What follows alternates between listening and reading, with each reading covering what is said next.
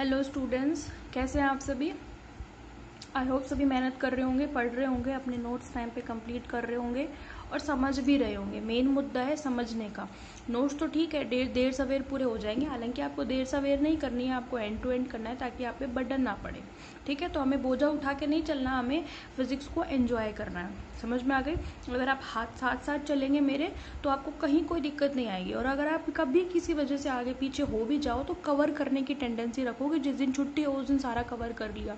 ठीक है, तो जानबूझ के हमें लेट नहीं करना, पर कभी हो जाती है कुछ सिचुएशंस, तो हो जाए तो आप उसको कवर करो हैंड टू हैंड। ठीक है, समझने का काम भी, नोट्स बनाने का काम भी, क्योंकि जो आप नोट्स बना रहे हो वो आपके फ्यूचर के लिए बहुत ज़रूरी है। क्योंकि चीज़ें हैंड टू हैंड समझ में आ जाती हैं और 4 दिन बाद फिर उस चीज़ को वापस देखते हैं तो ऐसा लगता है बिल्कुल नया नया सा टॉपिक है, पता नहीं कब पढ़ा था। ठीक है, तो चीज़ें जब आप धीरे धीरे कॉपी में से पढ़ोगे तो आपको वापस से रिकॉल हो जाती हैं। समझ में आ गई। तो दिमाग में रिस्टोर करने के लिए चीज़ों को नोट्स बनाना भी बहुत ज़रूरी है। एग्जाम्स में यही काम आएंगे आपके। ठीक है, तो आप पढ़ते रहो, अपनी मेहनत करते रहो। कोई दिक्कत आती है तो पूछो, कोई संकोच करने की ज़रूरत नहीं है उसमें। और मैं किसी को डांट भी नहीं सकती अब तो, है ना। सामने तो मैं लड़ भी देती थी, अब तो क्या कहूँ किसी से। ठीक है, तो आपको अपनी पढ़ाई के लिए ऑनेस्ट रहना पड़ेगा भाई। बोर्ड के एग्ज़ाम होंगे इस बार, तो हालांकि मैं डरा नहीं रही हूँ आपको, बट बीच बीच में जगाना ज़रूरी होता है ना बच्चों को, इसलिए। चलें भाई, हम जो है लास्ट हमारा जो टॉपिक था वो था टॉर्क। तो हम देख रहे थे किसी डायपोल पर, और अगर वो डायपोल यूनिफॉर्म इलेक्ट्रिक फील्ड में है तो उस पर कितना टॉर्क काम करेगा। तो हमने इसको पूरा कर लिया था। ये एक्सप्रेशन हम फाइंड आउट कर चुके थे। Torque is equal to PE sin theta, ये आपको याद रखना है, न्यूमेरिकल्स में काम आता है। ठीक है, और उसके हम 3 केसेस भी देख चुके थे, क्योंकि torque is equal to P sin theta आता है ना। तो थीटा जो हमारा साइन में काम आता है। तो 3 केसेस थे कि जब अगर थीटा बराबर 0 हो तो क्या होगा। ठीक है, थीटा बराबर 90 डिग्री हो तो क्या होगा, है ना, 180 हो तो क्या होगा। तो मैं देख लिया था कि थीटा बराबर 0 डिग्री है, मतलब अगर मेरा dipole parallel to electric field है तो उस पर कोई टॉर्क काम नहीं करेगा, यानी कि उसको घुमाने के लिए किसी फोर्स की ज़रूरत नहीं पड़ेगी, वो जैसा है वो वैसा ही रहेगा। समझ में आगे बात। दूसरी बात, अगर मेरा डायपोल कैसा हो, इलेक्ट्रिक फील्ड के परपेंडिकुलर हो तो मैक्सिमम टॉर्क काम करता है, यानी कि अगर मेरा डायपोल ऐसे किसी एंगल पर ना हो करके ऐसे हो तभी तो ये एंगल 90 डिग्री होगा। ठीक है, अगर 0 हो जाए थीटा तो ये एंगल पर ना रह करके ये ऐसे हो जाएगा।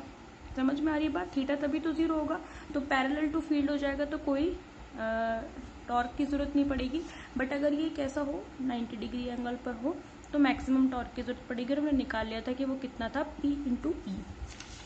ठीक है, PE हम निकाल चुके थे। नंबर 3 जो था आपका वो था पाई, यानी कि अब पाई का मतलब है कि वो पैरेलल ना हो करके कैसा हो, एंटी पैरेलल, यानी कि इस तरीके से। तो भी हमारा टॉर्क 0 आया था, क्योंकि साइन की वैल्यू 0 डिग्री और 180, यानी कि पाई पर दोनों पर ही 0 होती है। तो अगर आपका पैरेलल है, इन दैट केस भी आपका कोई टॉर्क की जरूरत नहीं पड़ेगी। और अगर एंटी पैरेलल है तो किसी टॉर्क की, यानी कि घुमाने के लिए किसी फोर्स की रिक्वायरमेंट नहीं होगी। समझ में आ गई। तो आपके छोटे क्वेश्चंस में पूछ लेते हैं कभी कभी, तो ये केसेस तो आप ध्यान रखना। ऊपर से ये न्यूमेरिकल्स में भी बहुत काम आता है। ठीक है भाई, चले आज मैं आपको क्वेश्चंस करा देती हूँ। तो आपका ये चैप्टर तो पूरा हो गया है भाई, है ना। फर्स्ट चैप्टर है, इंट्रोडक्टरी चैप्टर है, बहुत अच्छा चैप्टर था। और आई होप आपको इसमें किसी टॉपिक में कोई दिक्कत नहीं होगी। फिर भी अभी एक संडे गया हुआ है, आई होप आपने उसमें पढ़ाई की होगी। और अगर नहीं भी की है तो अपना सारा चैप्टर जो है ये कंप्लीट हो जाना चाहिए रिवीजन के साथ। हर एक टॉपिक को अपनी कॉपी में, हर डेरिवेशन को, हर एक थ्योरी को साथ साथ में करते जाओ। मतलब प्रैक्टिस के लिए भी एक रफ कॉपी बनाओ, सारे डेरिवेशन जितने भी कराती हूँ उनको पहले समझो, पढ़ो, फिर खुद से करो। ठीक है, क्योंकि कभी कभी ऐसा लगता है कि हमें समझ में आ गया, पर जब करने बैठते हैं तो हम अटक जाते हैं। तो जो अटक जाते हैं ना वो तभी पता चलेगा जब आप करोगे। ठीक है, अगर गलती यहीं सुधारते चलोगे तो एग्जाम में नहीं होगी। समझ में आ गई बात। तो अपनी कॉपी बना लो फिजिक्स में, जिसमें मतलब एक तो फेयर कॉपी है ही आपकी, एक रफ कॉपी जिसमें आप सारे डेरिवेशंस टॉपिक वाइज करते चलो। ठीक है, जैसे फर्स्ट टॉपिक हमने जो पढ़ा था, ठीक है, उसको करो आप खुद ब खुद। ठीक है, तो ये इस तरीके से आपके डेरिवेशंस क्लियर होते जाएंगे। बाकी टॉपिक कैसे क्लियर होगा, न्यूमेरिकल से। जितने ज़्यादा क्वेश्चंस आप बेस्ड करोगे, अप्लाइड क्वेश्चन जितने करोगे, टॉपिक आपका उतना ही क्लियर होगा। तो जो बच्चे सपना देख रहे हैं नीट का एग्जाम देने का या JEE मेन का एग्जाम देने का इन फ्यूचर, तो वो बच्चे तो खास करके न्यूमेरिकल्स और थ्योरी और कॉन्सेप्ट्स पे इतना बेसिक फोकस कर लें। ठीक है, कोई चीज़ छूटनी नहीं चाहिए। ठीक है, इस तरीके से अभी से चलोगे, क्योंकि अभी आपका स्टार्टिंग है।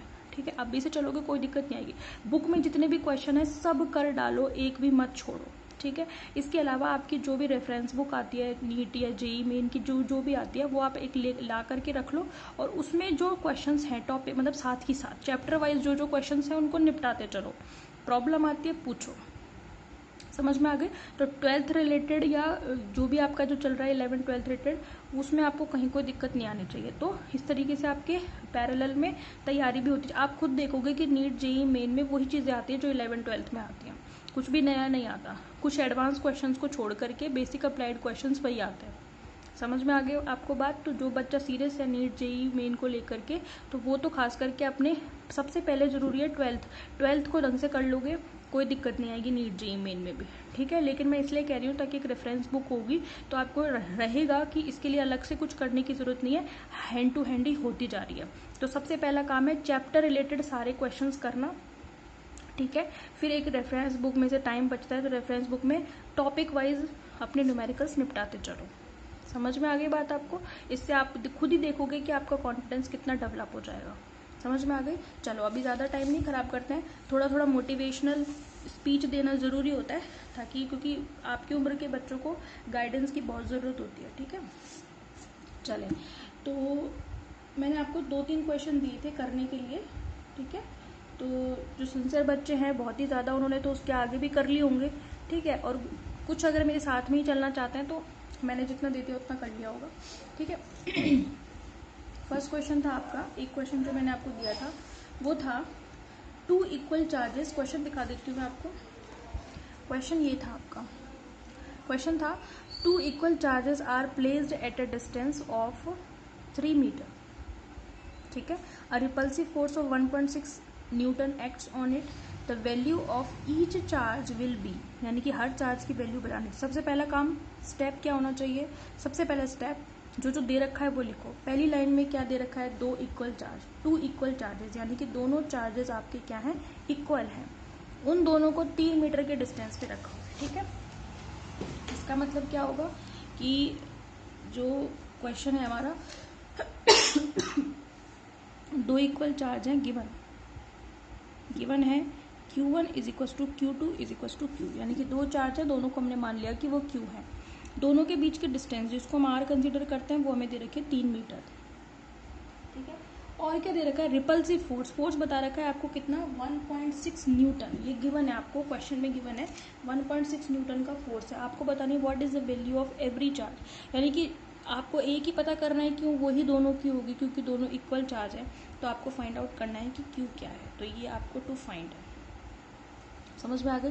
तो इन सब चीज़ों को देख के आपको क्या ध्यान आ रहा है? आपको क्या ध्यान आ रहा है? कुलाम्स लॉ, कुलाम फोर्स ही लगता है चार्जेस के बीच में। अगर यहाँ पे मासेस होते M1 M2 होते तो हम ग्रेविटेशनल फोर्स लगाते, पर ग्रेविटेशनल फोर्स है नहीं क्योंकि वो मासेस के बीच में लगता है। यहाँ पे है चार्जेस तो कुलाम फोर्स लगेगा, ठीक है। तो हम क्या लिखेंगे? According to the definition of Coulomb's law,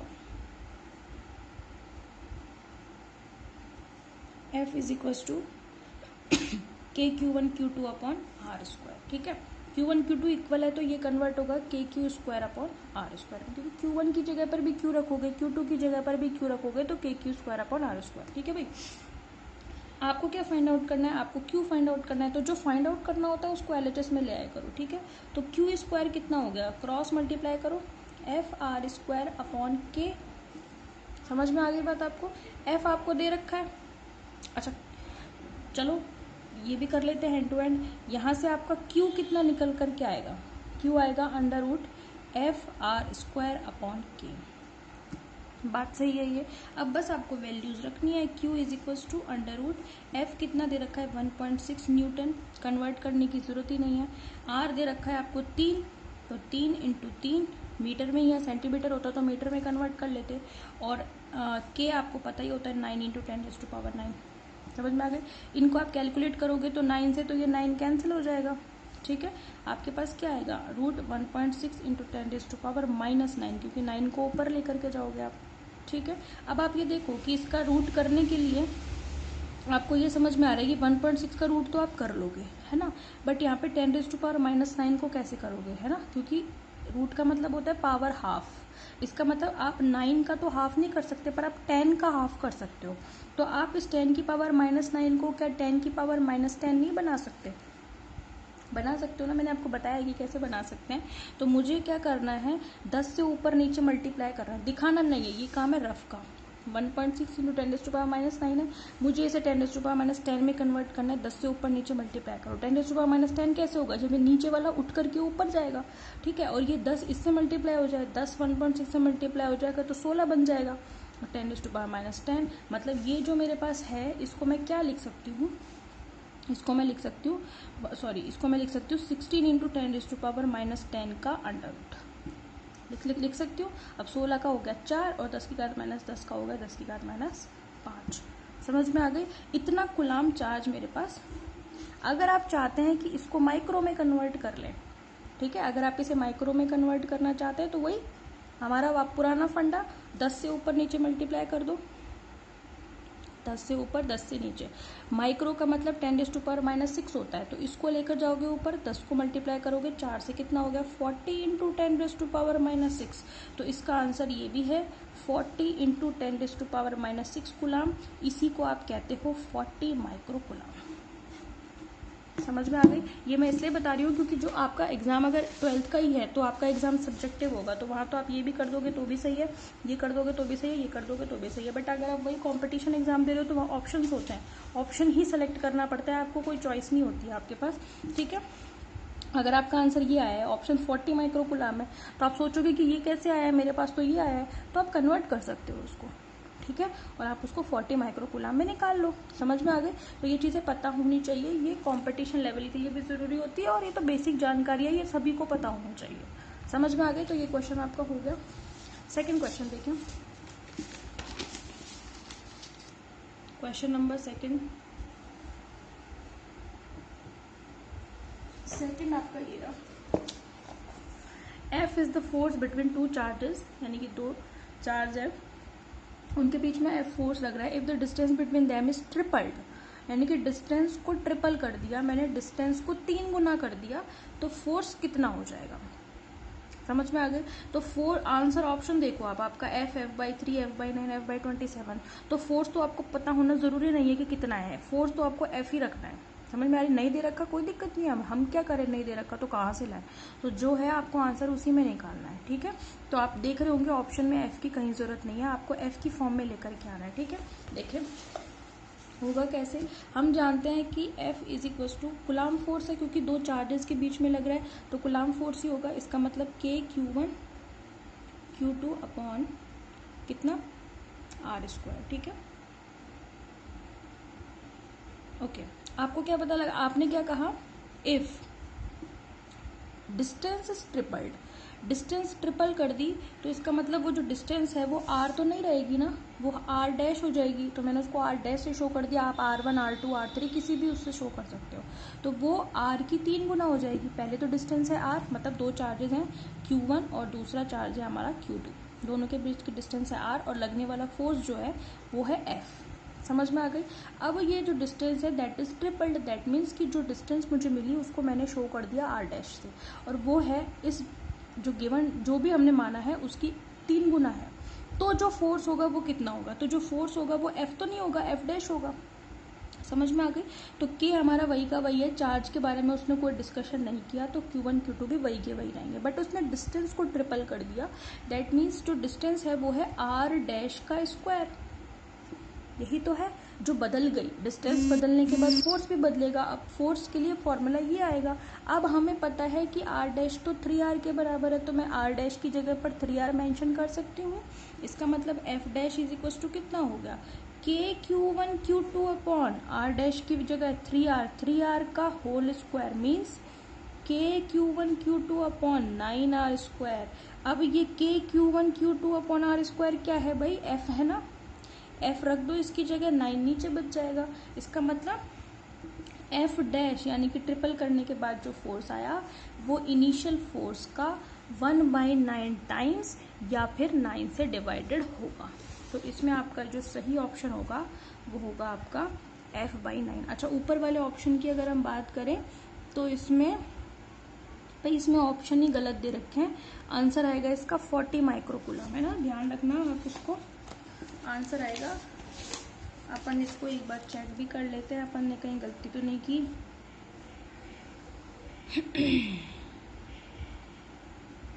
ठीक है भाई, हाँ आंसर अपना 40 माइक्रोकूलम ही आएगा। ऑप्शन इसमें गलत है, सही कर लेना आप इसको। 40 माइक्रोकूलम आएगा। ठीक है, इसमें आएगा F/9 हमारा सही आया C। ठीक है, अच्छा नेक्स्ट क्वेश्चन देखिए। टू चार्ज, ये TWO वाला टू नहीं है, ये कह रहा है to charge an object with a positive charge of this, the number of electrons withdrawn from it, वो कितने होंगे। अच्छा, अब नंबर ऑफ इलेक्ट्रॉन्स की बात आ गई तो हमने एक चीज़ पढ़ी थी, अगर आपको ध्यान हो तो हमने पढ़ा था कि जो Q होता है वो होता है Ne। ठीक है, तो आपने क्या कहा कि Q is equal to Ne होता है, तो क्वेश्चन में क्या कह रहा है कि आपने उसको to charge an object with a positive charge of, charge कितना दे रखा है, Q is equal to 5 × 10⁻⁻19 coulomb. ठीक है, तो 5 × 10⁻⁻19 कूलम। N आपको निकालना है, नंबर ऑफ E आपको पता ही है 1.6 10⁻⁻19, आपको N निकालना है। तो N क्या होगा, इसमें इससे डिवाइड कर दो, यानी कि 5 × 10⁻⁻19 में 1.6 × 10⁻⁻19 से डिवाइड कर दो, ये इससे कैंसिल हो गया, पॉइंट हटाओगे ऊपर लगाओगे, है ना, तो N 50/16।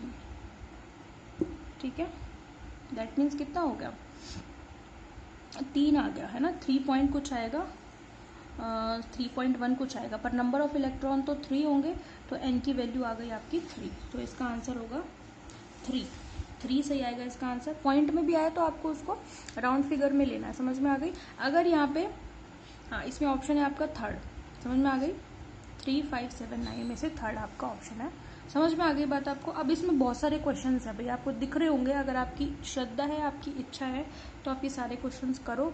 ठीक है, कोई दिक्कत आती है तो मुझसे पूछो, क्योंकि वैसे ही लेक्चर बहुत छोटे छोटे होते हैं ना, तो उसमें हर एक क्वेश्चन डिस्क्राइब करना पॉसिबल नहीं है। तो मेरी आपसे यही गुजारिश है कि अभी आपको इस बुक में जितने भी ऑप्शन वाले क्वेश्चन यानी कि ऑब्जेक्टिव क्वेश्चंस दिख रहे हैं, आप उनको सारे करो। कोई दिक्कत आती है तो मेरे से पूछो, एटलीस्ट आप पहले ऑब्जेक्टिव कंप्लीट करो। ठीक है, फिर हम बाद में और क्वेश्चंस की बात करेंगे। समझ में आ गई, 2 क्वेश्चन यहाँ और है। ठीक है, तो वीडियो पॉज करते रहना और इनको देख लेना और क्वेश्चन सॉल्व करना। समझ में आ गई बात आपको। आंसर की मैं आपको दिखा दूंगी एक दिन, और उसमें आप देख लेना कि कौन कौन से आपके सही और कौन कौन से सही नहीं आए हैं। ठीक है भाई, ओके, इस वीडियो में इतना ही रखते हैं। नेक्स्ट वीडियो में मैं आपको कुछ और चैप्टर हैं वो मैं आपको कुछ और क्वेश्चंस हैं इंपॉर्टेंट, वो मैं आपको डिस्कस कर लूँगी, और फिर हम अपना नया चैप्टर शुरू करेंगे। तो कल का एक वीडियो सेशन और हम न्यूमेरिकल्स के ऊपर ले लेंगे। ठीक है, कोई आपकी जब तक क्वेरी हो तो आप मेरे को कमेंट सेक्शन में बता देना, कोई क्वेश्चन नहीं आ रहा हो तो वो भी मेरे को बता देना। ठीक है, और फिर इससे नेक्स्ट जो वीडियो सेशन होगा उसमें हम अपना सेकेंड चैप्टर शुरू करेंगे। ठीक है, थैंक यू।